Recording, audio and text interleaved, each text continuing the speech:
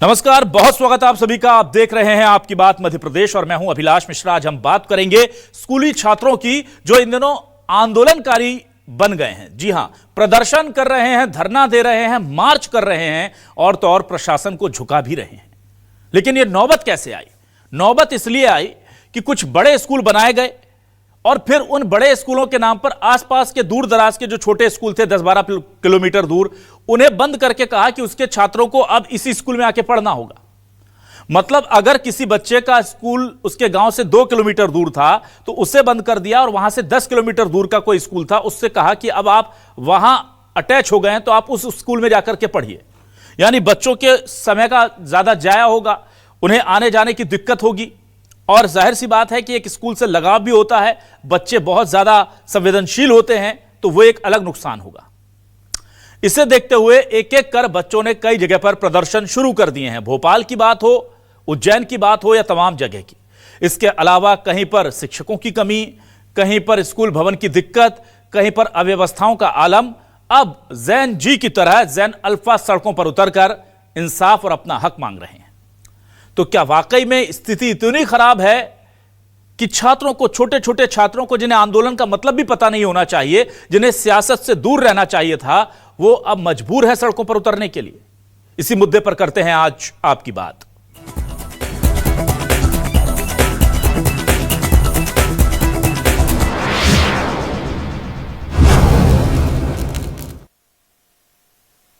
सबसे पहले आपको सुनाते हैं कि आखिर इन छात्रों की, इन बच्चों की मांगे क्या हैं, क्यों ये परेशान है और क्यों ये आंदोलित हैं, सड़कों पर हैं। कीड़े निकलते हैं और दाल और सब्जी पूरी पानी की पानी बनती है। रोज सब्जी नहीं बनती है, शाम को सब्जी बनती तो दाल नहीं बनती, और सुबह दाल बनती तो शाम को सब्जी नहीं बनती है, और रोटी भी जली भी बनती, कच्ची बनती। अच्छा, यहाँ प्रिंसिपल सर नहीं है? प्रिंसिपल नहीं है, प्रिंसिपल को बुलाने के लिए हम ये सब कर रहे हैं। हमको प्रिंसिपल के मैम के लिए समस्या है, वो हम डीओ साहब आए थे, वो बोल रहे थे कि आपकी समस्या वो बोलो, पर प्रिंसिपल मैम हमको आगे भड़काने लगी। हमारी ये समस्याएं हैं। हमारी प्राचार्य जो है वो भौतिक शास्त्र की शिक्षिका हैं और पीएम श्री स्कूल की प्राचार्य हैं।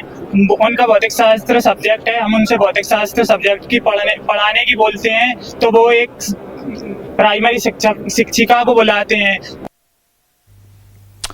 वहीं इस पूरे मामले को लेकर कांग्रेस हमलावर है। अलग अलग मांगे हैं, आपने देखा, किसी को खाने पीने से दिक्कत है, किसी को टीचर नहीं है, किसी के स्कूल का मर्जर हो गया है। ये तमाम चीजें चल रही हैं। अब आपको सुनाते हैं कि इस पूरे मामले को लेकर कांग्रेस क्या कह रही है और बीजेपी उस पर क्या सफाई दे रही है। दोनों के बयान सुनिए। देखिए, पूरे देश में जिस तरीके से जन जी आंदोलित हैं और सरकार की जो नाकामियां हैं और युवाओं के साथ जो लगातार अन्याय और अत्याचार हो रहा है, उसके खिलाफ एक माहौल पूरे देश में बना हुआ। और जैन जी हर जगह आप देख रहे होंगे, जन अल्फा भी जगह जगह प्रोटेस्ट कर रहे हैं, अपने मुद्दे उठा रहे हैं। और इसी तारतम्य में जबलपुर में जैन जीज ने उनको आमंत्रण दिया है, लगातार उनसे बातचीत हो रही है और जल्दी ही कार्यक्रम फाइनलाइज होगा और राहुल गांधी जी जबलपुर पधारेंगे।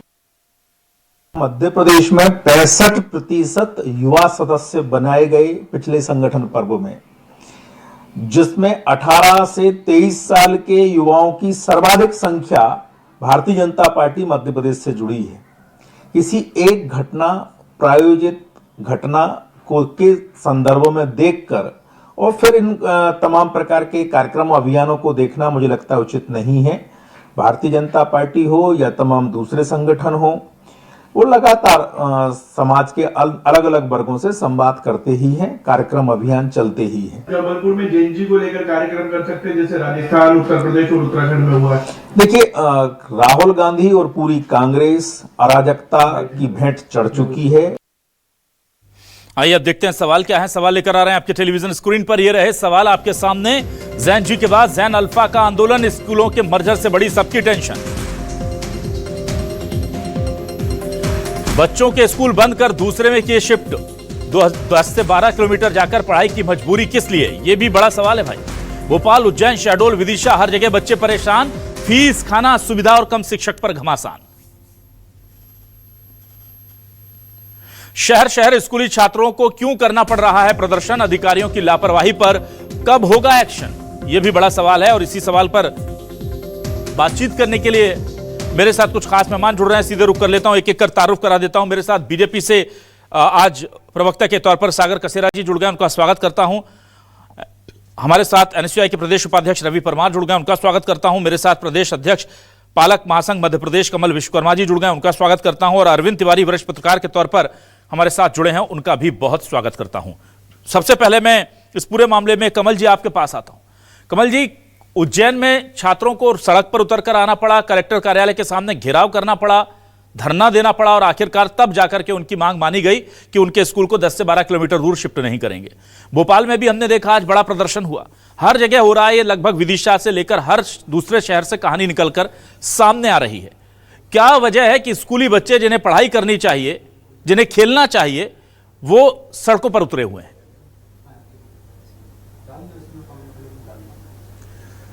अभिलाष जी, बहुत ही बड़ी विडंबना है कि हिंदुस्तान की चाहे केंद्र सरकार हो चाहे मध्य प्रदेश सरकार हो, आज हमारे देश में शिक्षा का स्तर इतने नीचे जा चुका है। चाहे आप इंडेक्स में देखें, चाहे आप इनके जो यूडेस लिस्ट आती उसमें देखें। आज भोपाल हो, भोपाल राजधानी का जिला है, उज्जैन के माननीय मुख्यमंत्री जी हैं, विदिशा जिले से पूर्व मुख्यमंत्री जी रह चुके हैं और शहडोल से अन्य मंत्री भी रह चुके हैं। आज अगर हमारा ननिहाल बच्चा अगर सड़क पर आ रहा है तो कितनी बड़ी विडंबना है कि ये सरकारें शिक्षा का बंटाढार करने में लगी हैं। स्कूलों पहले खोलते थे, हर 1 किलोमीटर पे खोल रहे थे, हर 2 किलोमीटर पे खोल रहे थे, अब मर्जर कर रहे हैं। आज हिंदुस्तान के अंदर 90,000 स्कूल बंद कर दिए, मध्य प्रदेश के अंदर लगभग 28,000 स्कूल बंद कर दिए, जबकि मध्य प्रदेश की पॉपुलेशन बढ़ रही है, स्कूल बंद कर रहे हैं। क्या मध्य प्रदेश का शिक्षा विभाग जो बैठे हुए आला अधिकारी, क्या ये अनपढ़ व्यक्ति हैं या प्रदेश को ये अनपढ़ बनाना चाहते हैं? मध्य प्रदेश में पिछले 12 सालों में 70 लाख बच्चे स्कूल शिक्षा से वंचित हुए हैं। इसका जिम्मेदार कौन है? और इसके अलावा आज हमारे मध्य प्रदेश के अंदर कई स्कूल में छत है तो किसी में पानी नहीं है, तो किसी में टॉयलेट नहीं है, किसी में बस नहीं है, तो किसी, चाहे सीएमआरआई स्कूल हो चाहे सरकारी स्कूल हो, आज सरकार की व्यवस्था है। मध्य प्रदेश की शिक्षा विभाग का पूरा बंटाढार कर दिया और स्कूल शिक्षा मंत्री जी मध्य प्रदेश के दिन भर कभी प्रधानमंत्री जी की पोस्ट करते रहते हैं, कभी मुख्यमंत्री जी की पोस्ट करते हैं। मैं पालक महासंघ का अध्यक्ष होने के नाते अगर आपके टीवी चैनल के माध्यम से उनके आवाज पहुंचे, मेरी आवाज पहुंचे, तो नैतिकता से आपको इस्तीफा देना चाहिए। आप पिछले 3 सालों में शिक्षा के मंत्री हैं, लेकिन शिक्षा के आपको बिल्कुल भी कार्य नहीं करते हैं। आज मध्य प्रदेश का बच्चा, 14 साल का बच्चा जी अल्फा परेशान हो रहा है, सड़कों पे आ रहा है अपनी पढ़ाई के लिए। लेकिन ये सरकार में जो शिक्षा विभाग के निकम्मे और निठल्ले अधिकारी जो बैठे हैं, इनको कोई फर्क नहीं पड़ रहा है, सिर्फ अपना दिन भर। ठीक है कमल जी में ठीक है। मैं जल्दी से इस पूरे मामले को लेकर के रवि परमार जी आपके पास आता हूं।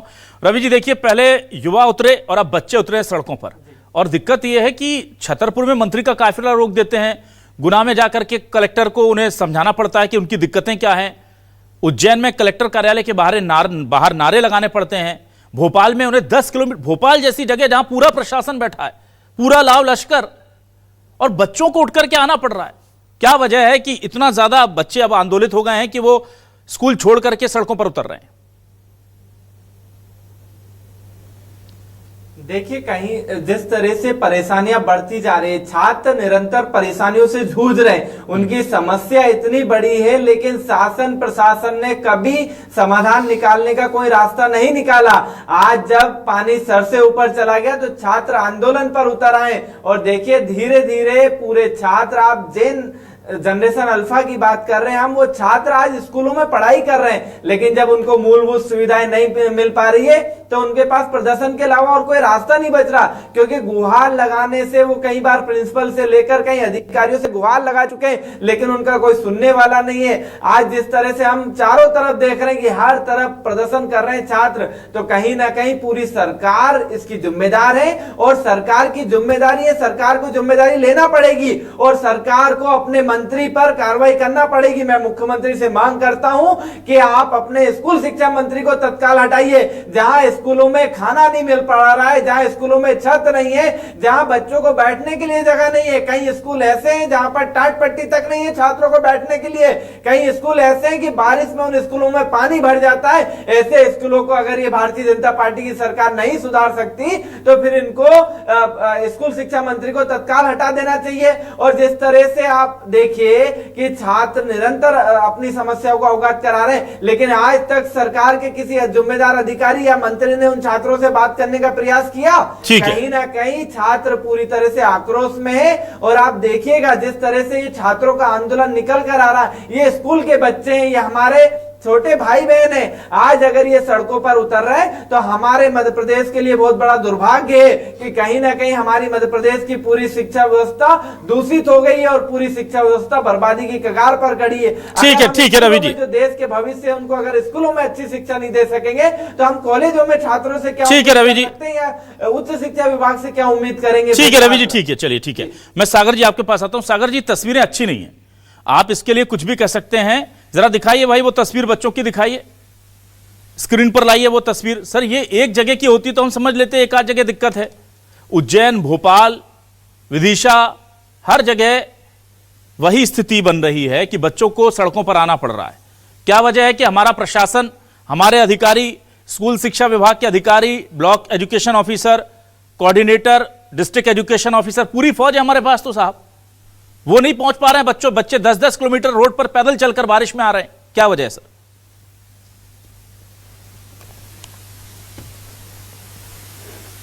10-12 किलोमीटर दूर जाना पड़ रहा है। तो उस बच्चे की जो समस्या का समाधान है, तो उसके लिए सरकार किसी भी प्रकार से भागने वाली नहीं है। भारतीय जनता पार्टी बच्चों के साथ है, थी और रहने वाली है। स्कूलों का जो मर्जर है, अगर कम छात्र संख्या वाले स्कूलों में संसाधनों का बेहतर उपयोग करने के लिए किसी प्रकार से किया गया तो इसका उद्देश्य शिक्षा की गुणवत्ता को बढ़ाना है, न कि विद्यार्थियों की किसी भी प्रकार से उन्हें परेशानियों में डालना। लेकिन बिल्कुल आपने सही कहा विलास जी, तस्वीर अच्छी नहीं है, मुझे भी देखकर अच्छी नहीं लगी। और किसी भी संवेदनशील सरकार की चिंता होती है इस प्रकार की तस्वीरें प्रदेश में या किसी भी शहर में खड़ी ना हो, और बच्चों की चिंता उनकी सबसे पहली प्राथमिकता होती है। इसी का ध्यान रखते हुए तो माननीय मुख्यमंत्री जी ने बड़ी संवेदनशीलता से मध्य प्रदेश में विभिन्न आयामों पर काम किया। 52,917 करोड़ का प्रावधान किया, जिसके माध्यम से शिक्षा, खेल, कला और संस्कृति के लिए लगातार काम हुए। प्रदेश में 799 प्रधानमंत्री पीएम राइस के विद्यालय संचालित हो रहे हैं, 274 शांतिपनी विद्यालय भी संचालित हैं। तो बच्चों को स्कूल तक पहुंचने में किसी प्रकार से मदद मिल सके, इसलिए 4,85,000 साइकिलें भी उन्हें हमने वितरित की, जो 94,300 विद्यार्थियों को इसके अतिरिक्त लैपटॉप दे दिए गए। ये सब एक अलग कहानी है, लेकिन इसके अतिरिक्त आज जो तस्वीरें हमको देखने मिल रही हैं, उनकी पूरी और व्यापक चिंता करने के लिए भारतीय जनता पार्टी की सरकार सजग है। लेकिन यहाँ पर कुछ लोग हैं जिनका छात्रों की चिंता से किसी भी प्रकार का विलास जी लेना देना नहीं है। सिर्फ अपनी राजनीतिक रोटियां सेकने के लिए जैन जी हो या जैन अल्फा, इन्हें मजबूर करना, उनके मुद्दों को राजनीतिक हथकंडा बनाना उनका कारण बन जाता है। हम चाहते हैं, भाजपा का स्पष्ट मॉडल है, स्कूल बेहतर हो, उसके लिए हम काम कर रहे हैं, शिक्षक भी पर्याप्त हो। अभी आपने जितनी चिंताएं दिखाई उतनी ही नहीं, बच्चों के उन वक्तव्यों को भी सुना जो बच्चे कह रहे हैं कि हमें पूछा जाता है कि कोई अधिकारी आता है तो अपने मन का सवाल पूछो, लेकिन वहां जो शिक्षक है वो हमें डराता है। मैंने उनकी बातों को भी नोट किया है, मैं संबंधित व्यक्ति तक उनकी चिंताएं भी पहुंचाऊंगा। बहुत संवेदनशीलता से हम इस पर काम करें कि शिक्षक भी पर्याप्त हो, तकनीक भी पहुंचे और बच्चों को स्कूल तक पहुंचने में अनावश्यक परेशानी भी ना हो।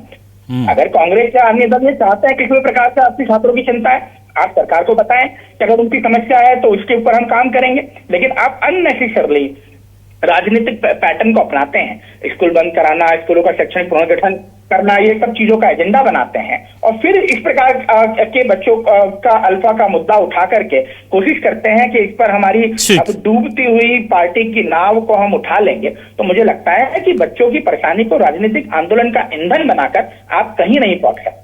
ठीक है, हम सबकी सामूहिक विरासत है और इसके लिए हमको सबको मिलकर काम करना है। सरकार की जिम्मेदारी, हम सत्ता में, ठीक है, ये तस्वीरें नहीं होनी चाहिए। जिम्मेदारी लेते हुए मैं कहूंगा कि सजगता से इसके लिए मोहन यादव सरकार खड़ी और पूरा प्रयास करेगी कि उनकी तकलीफ तुरंत समाधान की ओर इन्हें लेकर जाया जा सके, जो भी समस्या है उसका तुरंत हल निकले। चलिए ठीक है, मैं जल्दी से अरविंद तिवारी जी के पास आता हूं। अरविंद तिवारी जी, एक आध स्कूल में ऐसा हो जाता है कि अधिकारी वहां तक नहीं पहुंच पाए और बच्चों को निकलकर सामने आना पड़ा। लगातार अगर कई जगह से आ रहा है, अब बच्चों के स्कूल की निराकरण तो खैर सरकार को करना है, प्रशासन को करना है, शिक्षा विभाग को करना है।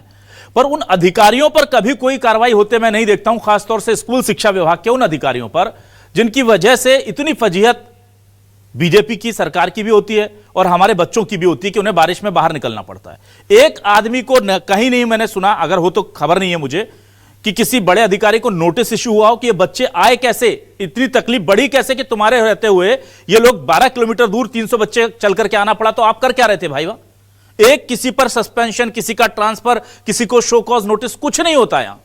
जब 300 बच्चे निकल करके, बच्चियां निकल करके अगर 12 किलोमीटर दूर आ जाते हैं तो प्रथम दृष्टया तो अरविंद जी उन्हीं अधिकारियों पर कार्रवाई होनी चाहिए ना। उससे लगता है कि हां शायद इसको लेकर के प्रशासन गंभीर हो गया है।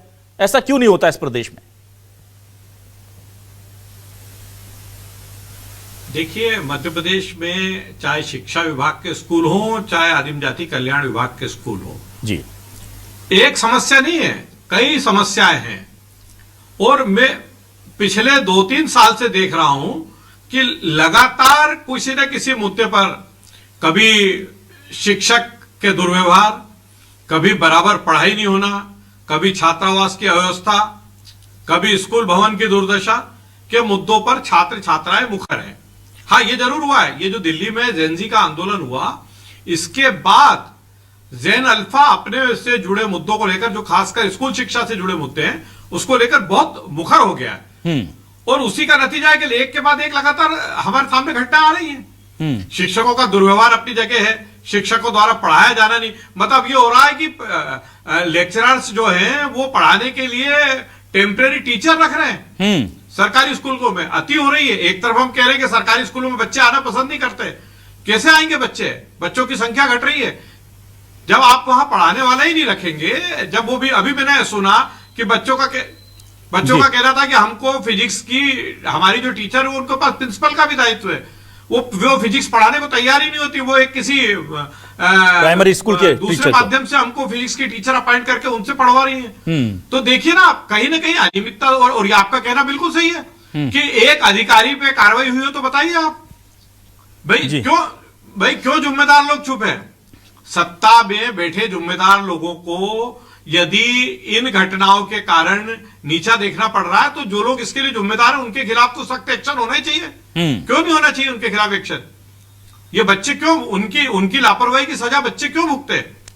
सरकारी आप जो मर्जर कर रहे हैं, तो कुछ सोच समझ के करिए ना। एक बच्चा 10 किलोमीटर दूर से, गांव से पढ़ने किसी स्कूल में आ रहा है, अब आप 12 किलोमीटर दूर अगर उसको पढ़ने भेजेंगे तो कैसे काम चलेगा? और आप देखिए, वो उसी घटना के बाद ये जानकारी सामने है कि 90 बच्चों ने टीसी ले ली। सरकारी स्कूलों में बच्चों की संख्या वैसे ही घट रही है। सरकार की पूरी ताकत लगी हुई है कि स्कूलों में बच्चों को कैसे लाया जाए, और उसके बाद यदि 90 बच्चे किसी स्कूल में टीसी ले रहे हैं तो ये तो बड़ा दुर्भाग्यपूर्ण है। इन सारी बातों पर बहुत गंभीरता से सोचना होगा, और जिनकी लापरवाही है उनकी जवाबदेही तय करके उन पे स्ट्रिक्ट एक्शन लेना पड़ेगा। ठीक है, तब एक मैसेज आएगा। अभी तो ये हो रहा है कि जो कुछ हो रहा है शिक्षा विभाग में या आदिम जाति कल्याण विभाग के स्कूलों में, तो सीधे उसके लिए सरकार को दोषी ठहराया जा रहा है। अरे सरकार में जो लोग हैं वो क्यों ये झेल रहे हैं? उनको दोषी लोगों पे कार्रवाई के लिए बिल्कुल स्ट्रिक्ट एक्शन होना चाहिए, एक मैसेज जाएगा। बिल्कुल, ये बड़ी समस्या रही है स्कूल शिक्षा विभाग में। कम से कम मैं देखता हूं कि यहां पर कुछ भी हो जाए, जो भी अनाप शनाप चीजें हो जाए, अधिकारियों का कोई कुछ, कभी भी हमने देखा है कि कुछ नहीं होता। या तो छात्र परेशान होते हैं, या शिक्षक परेशान होते हैं, या सरकार परेशान होती है। जो बीच का जो परेशानी पैदा करने वाले लोग हैं वो आराम से बैठे रहते हैं। अब मैं कमल जी आपके पास आता हूं। कमल जी, मर्जर एक बड़ा विषय हो गया है, चाहे वो सीएम राइज स्कूल हो, चाहे दूसरे बड़े स्कूल हो, उनमें दूसरे आसपास के छोटे स्कूलों को मर्ज कर दो, और इससे कह रहे हैं कि गुणवत्ता ठीक हो जाएगी। तो आप मुझे बताइए, प्रैक्टिकल क्या चीज दिख रही है? गुणवत्ता ठीक हो रही है या खर्चे कम हो रहे हैं? सीधा पूछता हूं मैं तो, बिना लाग लपेट के। भाई एक स्कूल में आ जाएंगे तो बिल्डिंग का खर्चा खत्म, चपरासी नहीं रखना पड़ेगा, वहां पर स्टाफ जो है उसकी नियुक्ति खत्म हो जाएगी। तो ये मंशा क्या है? अगर ये मंशा स्कूल की गुणवत्ता सुधारने की है, तो जो छोटे स्कूल है उनमें आप स्टाफ रखिए, उसकी बिल्डिंग को नया बना दीजिए। आखिर इसके पीछे का मोटो क्या है? जितने मर्जर हुए हैं उनको कैसे देखते हैं आप? देखिए, वर्तमान की स्थिति है मध्य प्रदेश के अंदर 2,89,000 स्कूल हैं। आज की डेट में 1,10,000 टीचर नहीं है। पिछले 10 सालों में 30,000 स्कूल सरकार ने बंद किए हैं। एक वर्ष में पिछली साल में 2500 स्कूल बंद किए हैं। अब इधर टीचर ये भर नहीं रहे। 1895 मध्य प्रदेश में ऐसे स्कूल हैं जिसमें एक भी टीचर नहीं है। 10,000 ऐसे स्कूल हैं जिसमें बिजली नहीं है। 15,000 स्कूल ऐसे जिसमें टॉयलेट ही नहीं है। और मैं सागर जी को सुन रहा था, सागर जी मेरे प्रिय छोटे भाई हैं, मैं उनसे बताना चाहूंगा पिछले 15 सालों से मध्य प्रदेश सरकार के शिक्षा विभाग से लगातार स्कूली शिक्षा पर हम लोग काम कर रहे हैं, लेकिन पिछले 15 सालों में सरकार में इतने मठाधीश बैठे हुए हैं, इनके अंदर अगर बड़ा इंजेक्शन या सुई भी चुबा दी जाए तो इनको असर नहीं कर रहा है। आज से 10 साल पहले मध्य प्रदेश सरकार का बजट 3,600 करोड़ का होता था। आज बजट हमारा 36,000 करोड़ का बजट है। अब मैं आता हूं सीएम राइस पे। ये 2016 और 17 की ये योजना थी। मध्य प्रदेश के अंदर इनको 9,000 स्कूल बनाना है। अभी तक 274 या 275 इन्होंने स्कूल बनाए हैं पिछले 10 साल के अंदर, और इसका बजट 2,800 करोड़ रुपए था। आज वो बजट बढ़ के पहुंच गया 4,000 करोड़ पहुंच गया, और स्कूल बने हैं 274 स्कूल, और मध्य प्रदेश सरकार को स्कूल बनाना है 9,000 स्कूल। तो मैं पूछना चाहता हूं सागर भाई से कि 9,000 स्कूल क्या 90 साल में बनाएंगे, या अब स्कूलों के जो 30,000 स्कूल आपने बंद कर दिए, जिस गांव में जो 1.5 kilometre, 2 kilometre, 3 kilometre, 4 kilometre, 5 kilometre, 10 kilometre, 12 kilometre के जो दायरे में था, आपने दे दिया कि हम मर्जिंग कर रहे हैं। तो ये शिक्षा विभाग के जो मेरे थोड़े से कड़वे शब्द होते, निठल्ले अधिकारी प्लान बनाकर सरकार को क्यों नहीं दे रहे कि हम 2 साल बाद मर्जर इतने स्कूल करेंगे, हमारे इतने बच्चे हैं, इन बच्चों को हमको यहां शिफ्ट करना है। आज विदिशा जिले के तहसील नटरन, जिसमें मेरी पूर्व तहसील है, मैं शमशाबाद विधायक तहसील से आता हूं, लेकिन नटेरन की बच्चे और वहां सीएम राइस की स्थिति क्या है, एक दिन दूसरे बच्चों को लाते हैं, एक दिन दूसरे बच्चों को लाते हैं, यानी कि वहां बसों की सुविधा नहीं है। तो ये स्थिति मध्य प्रदेश के पूर्व मुख्यमंत्री माननीय शिवराज सिंह जी की गृह जिले में स्थिति है। तो आप इससे अंदाज लगा लीजिए अन्य जिलों में क्या होगा। यही अभी आपने उज्जैन का बताया। तो आज मध्य प्रदेश की मैं सागर जी आपसे निवेदन करना चाहता हूं, आप एक भारतीय जनता पार्टी की आपकी सरकार है और आप बीजेपी के प्रवक्ता हैं, आप हकीकत में आइए। टीवी की डिबेट में हम क्या बोलते हैं क्या नहीं बोलते, सरकार इनके साथ भी है। कांग्रेस को छोड़िए, कांग्रेस से हमारा कोई आपका प्रतिद्वंदी हो सकता है, शिक्षा में हमारे लिए ना बीजेपी प्रतिद्वंदी है ना कांग्रेस प्रतिद्वंदी। ठीक है, ये सामाजिक सरोकार सबसे बड़ा शिक्षा का मुद्दा है। अगर शिक्षा हमारे प्रदेश की अच्छी होगी तो हम अमृत काल में विश्व गुरु भी बनेंगे। ठीक है, ठीक है, ठीक है, अपना विकास भी कर पाएंगे। ठीक है, लेकिन आज हमारे 14 साल के बच्चों को अगर रोड पे आना पड़ रही है तो आपका शिक्षा विभाग के शिक्षा मंत्री जी टोटल फेल है। उनका नैतिकता से इस्तीफा लीजिए, ठीक है, तब जाकर हमारे। ठीक है कमल जी, ठीक है। रवि जी के पास आता हूं।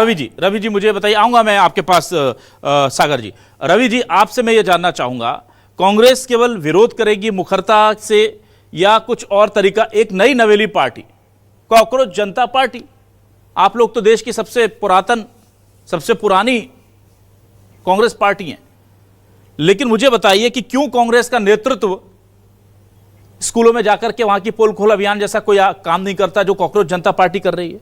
आप लोग सकारात्मक सियासत की तरफ क्यों नहीं बढ़ते, जनहित से जुड़े मुद्दों की तरफ? आज भी कांग्रेस वर्किंग कमेटी की बैठक में जो फैसला हुआ, उसमें बड़ा फैसला क्या था? वंदे मातरम नहीं गाएंगे, पूरा नहीं गाएंगे। भाई आप लोग कब आएंगे, आप लोग कब समझेंगे कि आपने जो गैप छोड़ा है, उस गैप को कभी आम आदमी पार्टी आकर भर रही है, कभी कॉकरोच जनता पार्टी जैसे लोगों पर लोग भरोसा कर रहे हैं कि ये कम से कम हमारे बच्चों का मुद्दा तो उठा रहे हैं। आप लोग सिर्फ बयानों तक सीमित हैं। मुझे बताइए, जीतू पटवारी जी, उमंग सिंघार जी और बाकी नेता कब ग्रुप में जाकर के सरकारी स्कूलों की पोल खोलते नजर आए? आपके पास छात्र संगठन है NSUI, वो क्यों नहीं कर सकता वो काम जो कॉकरोच जनता पार्टी कर रही है? मध्य प्रदेश के स्कूलों की हालत हम उजागर करेंगे, दिखाएंगे। विदेश से आकर के लोग इस देश में स्कूली शिक्षा और रोजगार को लेकर के पार्टी बनाते हैं और रातों रात लोग उसको हाथों हाथ ले लेते हैं, और आप सबसे पुरानी पार्टी होकर के भी असल मुद्दों से दूर क्यों?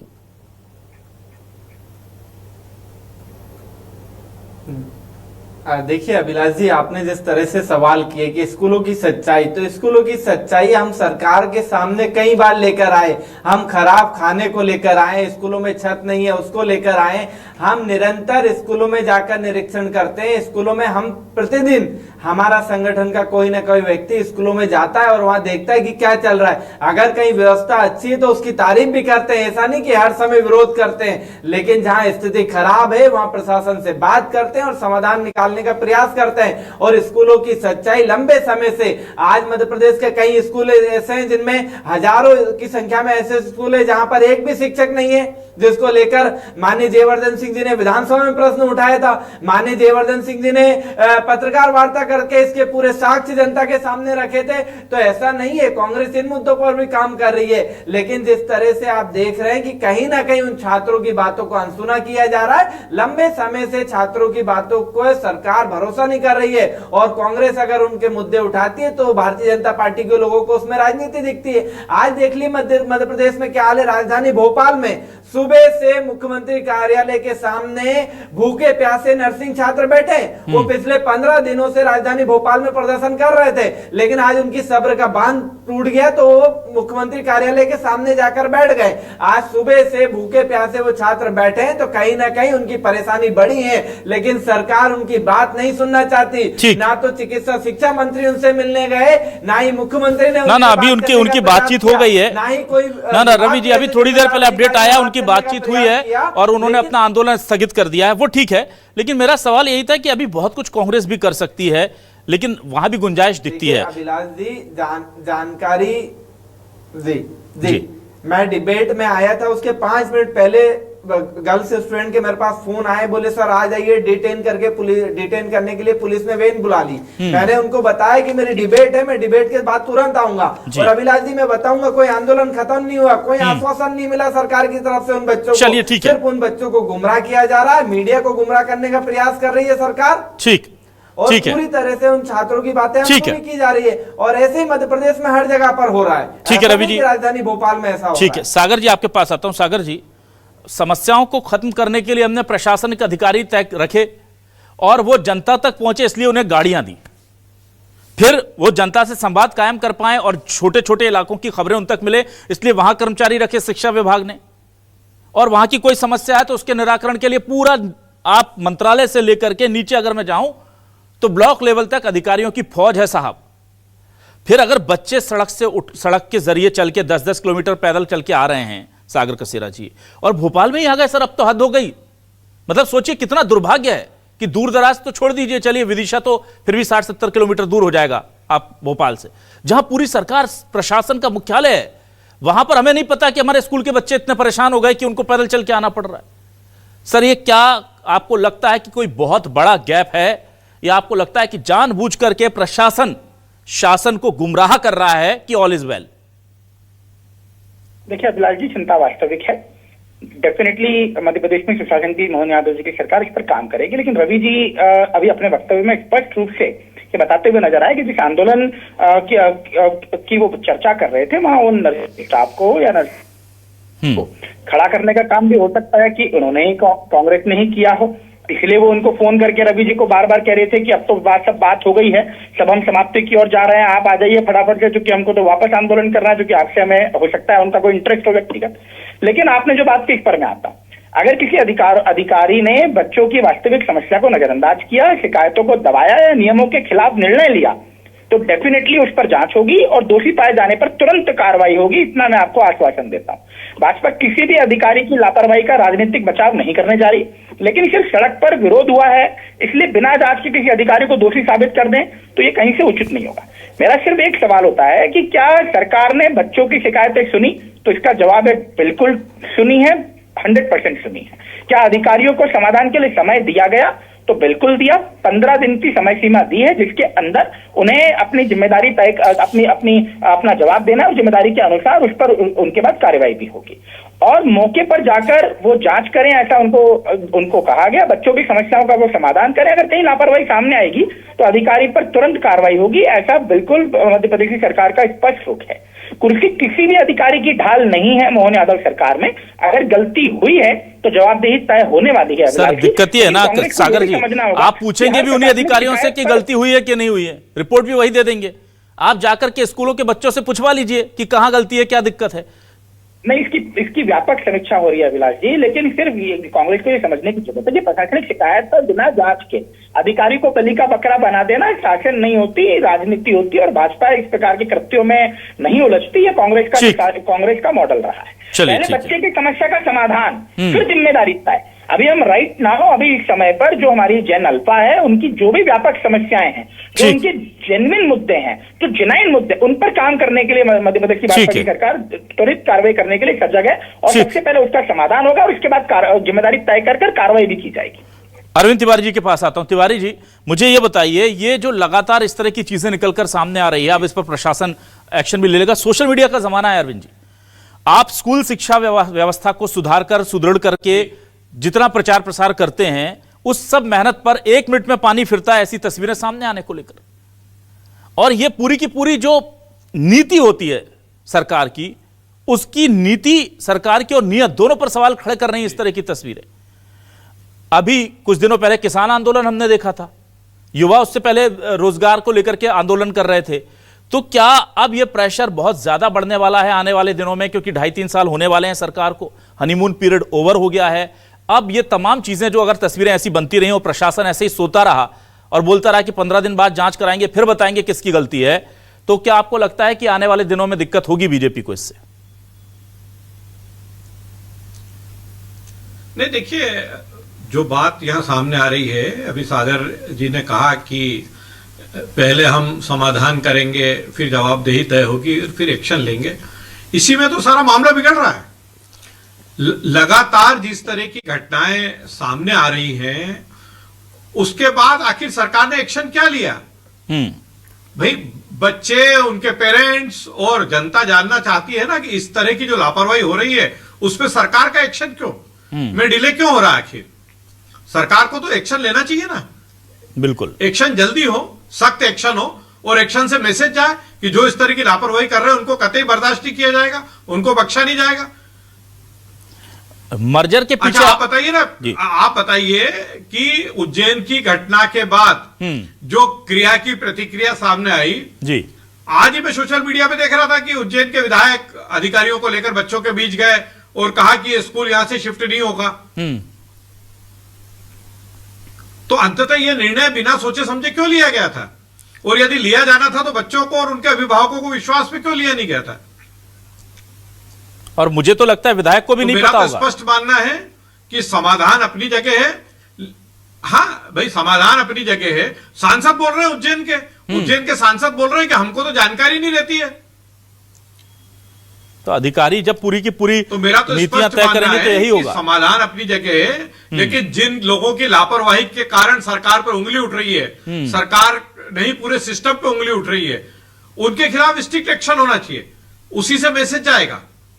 बिल्कुल, यही बड़ी दिक्कत है कि शिक्षकों की अगर 15 मिनट देरी हो जाती है तो उनकी तनख्वाह काट ली जाती है। छात्र अगर 2 मिनट देरी से पहुंचता है, अपने काम में कहीं से कमी हो जाती है तो उसे एग्जाम से रोक दिया जाता है। लेकिन ये जो अधिकारी हैं, जो मनमाने नियम बनाते हैं, मनमाने फैसले करते हैं, ये कुछ भी कर लें, मध्य प्रदेश में इनको ऐसा लगता है कि इन्हें वरदहस्त मिल गया है, ये कुछ भी करें, इनके ऊपर कोई कार्रवाई नहीं होगी। छात्र परेशान। अभी शिक्षकों का कितने बड़े आंदोलन हमने देखे मध्य प्रदेश में। एक बात और मैं कहना चाहूंगा जी, सीएम राइज स्कूल, बड़े बड़े स्कूल बना दिए। केवल अट्टालिकाएं खड़ी करने से हम शिक्षा का स्तर नहीं सुधार पाएंगे। सीएम राइज स्कूल में क्वालिटी वाले टीचर्स हमको लाना पड़ेगा। हमारे पास टीचर्स ही नहीं है। सीएम राइज स्कूल्स की क्या स्थिति है? किसी दिन मेरा सागर कसेरा जी से और रवि परमार से मेरा आग्रह है कि किसी दिन सीएम राइज स्कूल में जाएं और वहां 2-3 घंटे बिताएं। मालूम पड़ेगा कि वहां शिक्षा का स्तर क्या है, वहां सुविधाओं की स्थिति क्या है। ज्यादातर सीएम राइज स्कूल में जो बसें हायर की गई हैं वो 2 महीने 3 महीने बाद बंद हो जाती है, क्योंकि बस मालिकों को किराया नहीं मिल रहा है। ये स्थितियां बहुत, हमारे को क्वालिटी एजुकेशन के लिए अच्छे टीचर्स की जरूरत है, अच्छी बिल्डिंग्स की जरूरत नहीं है।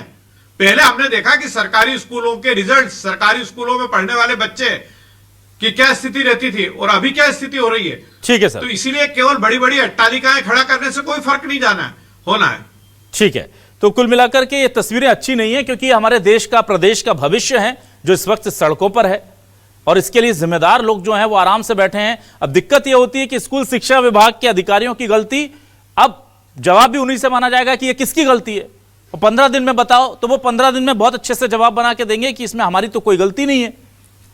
फिर शासन को लगेगा यार इनकी तो कोई गलती नहीं है, मामला टल जाएगा। और अगर ये नहीं टल रहा होता अभी तक तो इस तरह की तस्वीरें एकाध आ जाती है, स्वाभाविक है, लोकतंत्र में हर चीज को आप अच्छे से बनाकर नहीं रख सकते, पर एक हफ्ते में अगर 5-6 जगह से 7-8 जगह से तस्वीरें निकलकर सामने आ रही हैं तो ये सोचना पड़ेगा मंत्री जी को भी कि भाई कुछ तो गड़बड़ चल रहा है। छात्र परेशान, शिक्षक परेशान, अभिभावक परेशान, आम जनता परेशान, तो थोड़ी सी परेशानी उन अधिकारियों को भी दीजिए जिनकी नेमत की वजह से मध्य प्रदेश का इतना बड़ा वर्ग परेशान है। बहुत शुक्रिया सागर कसेरा जी, रवि परमार जी, कमल विश्वकर्मा जी, अरविंद तिवारी जी, हमारे साथ जुड़ने के लिए, इस डिबेट का हिस्सा बनने के लिए। तमाम दर्शकों का शुक्रिया। नमस्कार।